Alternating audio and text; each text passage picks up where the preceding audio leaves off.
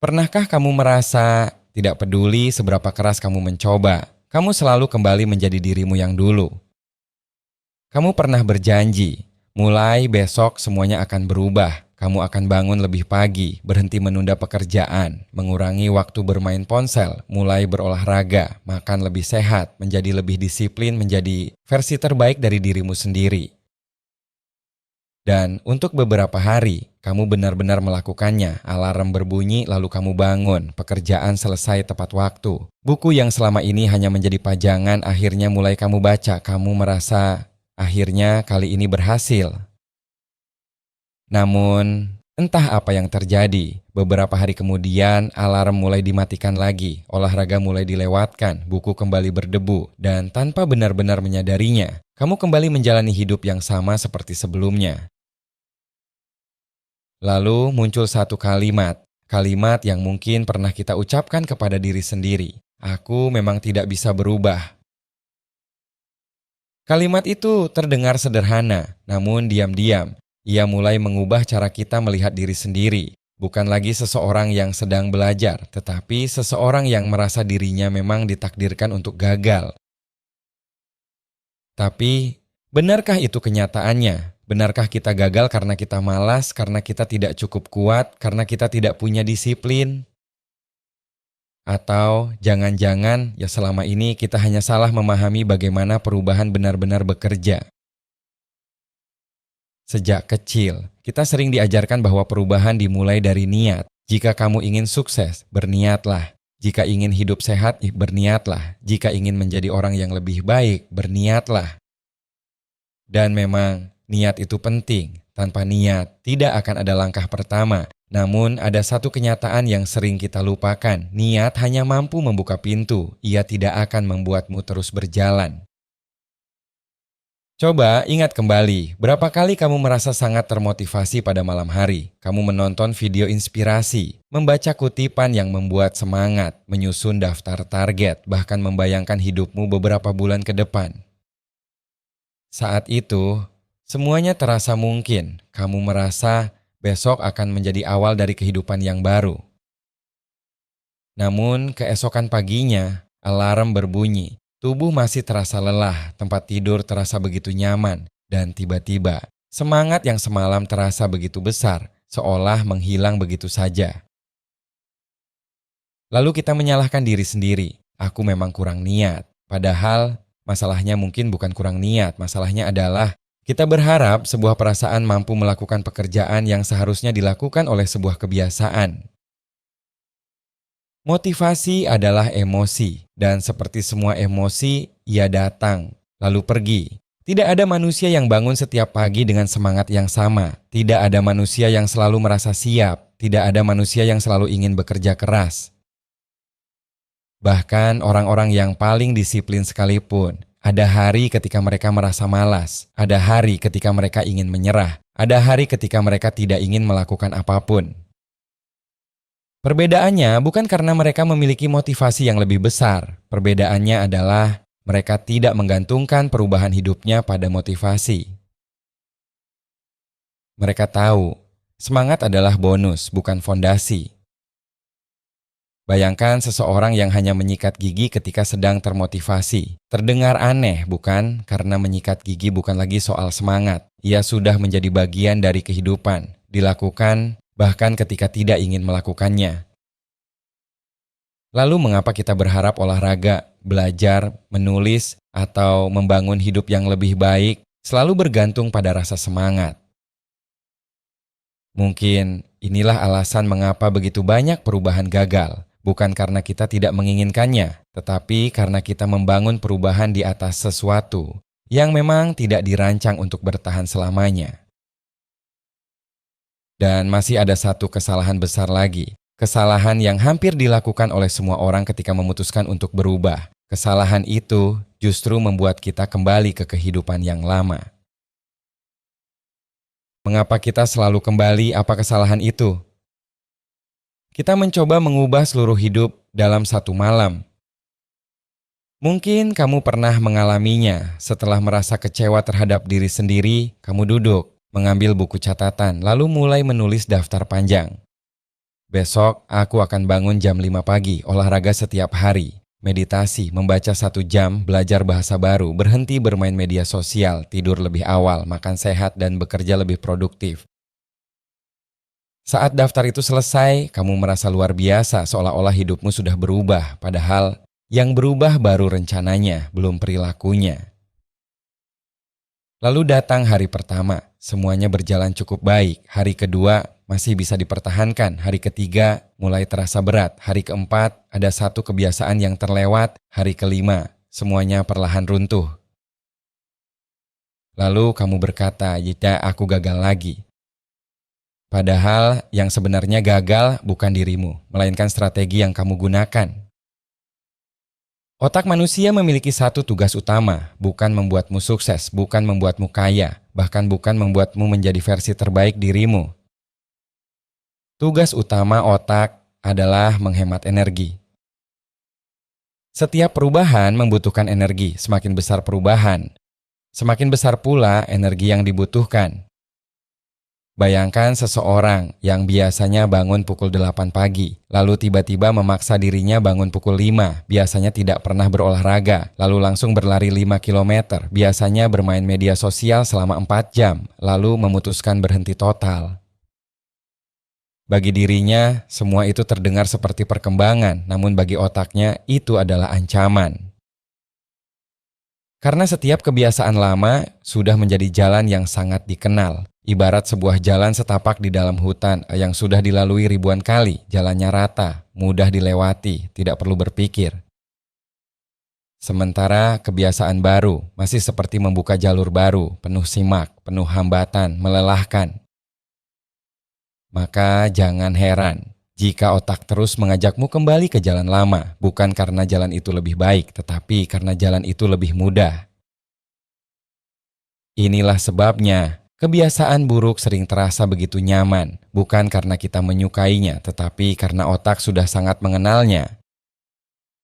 Ada satu kesalahan lain yang diam-diam membuat perubahan semakin sulit. Kita sering mengandalkan kekuatan tekad. Kita berkata, "Aku harus lebih kuat, aku harus lebih disiplin, aku harus melawan rasa malas." Padahal setiap hari tekad kita terus terkuras, setiap keputusan kecil menghabiskan energi, memilih apa yang dimakan, menyelesaikan pekerjaan, menghadapi kemacetan, berinteraksi dengan orang lain, mengatasi masalah, semuanya menggunakan tenaga mental. Malam hari, saat energi itu mulai habis, kita berharap tekad yang tersisa masih cukup untuk menolak godaan, padahal justru pada saat itulah otak mencari jalan yang paling mudah. Itulah mengapa saat lelah, kita lebih mudah menunda, lebih mudah membuka media sosial, lebih mudah membeli makanan yang sebenarnya tidak kita butuhkan, lebih mudah kembali kepada kebiasaan lama. Masalahnya bukan karena kita berubah menjadi orang yang lebih lemah, masalahnya karena tubuh dan pikiran sedang mencari cara tercepat untuk menghemat tenaga. Sayangnya, banyak dari kita salah menafsirkan keadaan itu. Kita menganggapnya sebagai bukti bahwa kita tidak disiplin, bahwa kita tidak cukup kuat, bahwa kita memang tidak ditakdirkan untuk berubah. Padahal, yang sebenarnya kita butuhkan bukan tekad yang lebih besar, melainkan sistem yang lebih cerdas. Sistem yang tetap berjalan, meskipun motivasi sedang rendah. Sistem yang tetap bekerja, meskipun hari itu terasa berat. Sistem yang membuat pilihan yang baik menjadi pilihan yang paling mudah. Namun, masih ada satu hal yang lebih berbahaya daripada semua itu, sesuatu yang tidak terlihat, tetapi setiap hari terus menarik kita kembali menjadi versi lama. Iya, Gana. Apa hal yang terus menarik kita kembali? Jawabannya, seringkali bukan rasa malas, bukan kurangnya motivasi, dan bukan karena kita tidak mampu.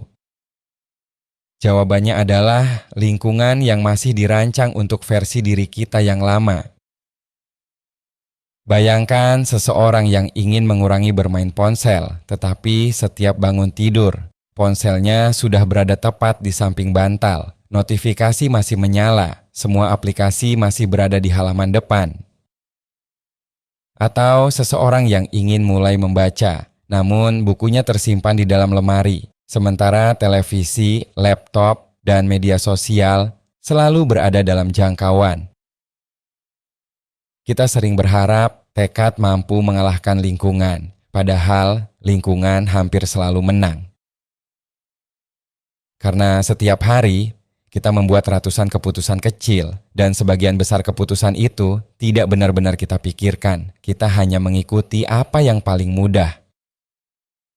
Itulah sebabnya orang yang berhasil mempertahankan perubahan jarang mengandalkan kemauan. Mereka mengubah lingkungan. Mereka membuat kebiasaan baik menjadi lebih mudah dilakukan, dan kebiasaan buruk menjadi sedikit lebih sulit. Namun, masih ada satu musuh lagi, musuh yang jauh lebih sulit dihadapi karena ia tidak berada di luar, ia berada di dalam kepala kita sendiri. Suara kecil yang berkata, "Lihat kan, kamu gagal lagi. Aku sudah bilang, kamu memang tidak akan pernah berubah." Masalahnya, semakin sering kita mendengar suara itu, semakin kita mempercayainya. Dan ketika sebuah pikiran dipercaya terlalu lama, ia berubah menjadi identitas. Kita tidak lagi berkata, "Hari ini aku gagal," tetapi aku memang seorang yang gagal. Perbedaannya terdengar kecil, namun dampaknya mengubah seluruh hidup. Karena seseorang yang percaya dirinya gagal akan berhenti mencoba, bukan karena tidak mampu, tetapi karena merasa semua usaha tidak akan mengubah apapun. Padahal, setiap orang yang kita kagumi pernah mengalami kemunduran. Mereka juga pernah malas, pernah kehilangan semangat, pernah melakukan kesalahan. Yang membedakan mereka bukan karena mereka tidak pernah jatuh, melainkan mereka tidak menjadikan satu kegagalan sebagai gambaran tentang siapa diri mereka. Coba bayangkan, seorang anak kecil yang sedang belajar berjalan, ia berdiri, lalu terjatuh, bangun lagi, terjatuh lagi. Tidak ada orang tua yang berkata kepadanya, "Mungkin berjalan memang bukan bakatmu." Karena semua orang tahu, jatuh adalah bagian dari belajar. Lalu mengapa? Ketika kita menjadi dewasa, kita begitu cepat menyimpulkan bahwa satu kegagalan berarti kita tidak mampu? Mungkin yang perlu kita ubah bukan hanya kebiasaan, tetapi juga cara kita berbicara kepada diri sendiri. Daripada berkata, "Aku gagal lagi," cobalah berkata, "Hari ini aku belum berhasil." Daripada berkata, "Aku memang pemalas," cobalah berkata, "Hari ini aku belum bertindak seperti orang yang ingin aku menjadi." Karena identitas tidak dibangun oleh satu hari, ia dibangun oleh ribuan keputusan kecil yang terus diulang. Perubahan tidak selalu terlihat sama seperti pohon yang tidak tampak bertambah tinggi setiap hari, namun akar yang berada di bawah tanah terus tumbuh. Begitu juga dirimu, setiap kali kamu memilih kembali, meskipun hanya satu langkah kecil, kamu sedang memperkuat akar itu. Mungkin hari ini kamu belum menjadi versi terbaik dari dirimu dan tidak apa-apa karena tidak ada seorang pun yang berubah dalam semalam. Versi terbaik dari dirimu bukan seseorang yang tidak pernah gagal, bukan seseorang yang selalu termotivasi, dan bukan seseorang yang hidupnya selalu sempurna. Versi terbaik dari dirimu adalah dirimu yang tetap memilih kembali belajar, kembali mencoba, kembali melangkah. Setiap kali hidup membuatmu terjatuh. Karena pada akhirnya, hidup tidak diubah oleh satu keputusan besar. Ia diubah oleh keputusan-keputusan kecil yang terus kamu pilih, bahkan ketika tidak ada seorang pun yang melihat. Jadi, jika hari ini kamu merasa gagal, jangan jadikan itu akhir dari cerita. Biarkan itu menjadi satu halaman, bukan keseluruhan buku. Dan besok, saat kamu bangun, kamu tidak perlu menjadi manusia yang sempurna. Kamu hanya perlu menjadi sedikit lebih baik daripada dirimu yang kemarin. Karena mungkin versi terbaik dari dirimu bukan seseorang yang sedang kamu kejar, melainkan seseorang yang sedang kamu bangun, sedikit demi sedikit, hari demi hari, keputusan demi keputusan. Semoga saat video ini selesai, kamu tidak lagi bertanya, "Ya, kenapa aku selalu gagal?" Tetapi mulai bertanya, langkah kecil apa yang bisa aku lakukan hari ini? Karena terkadang perubahan terbesar dalam hidup selalu dimulai dari satu langkah yang terlihat sangat kecil.